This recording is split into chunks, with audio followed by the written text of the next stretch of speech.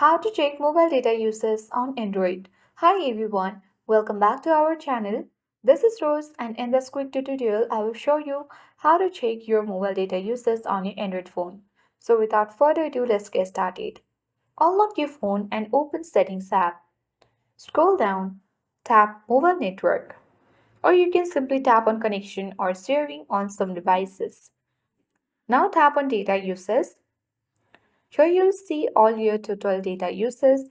You can simply tap on data uses by application and you can easily see the data used by individual application. You can even tap on data warning or limit to set a limit or avoid the overuse if you have got that option. So in this way you can easily check mobile data uses on Android device. I hope this guide was helpful. If it was, then do like, share, comment, and don't forget to subscribe. Thank you for watching, and I'll see you in the next video.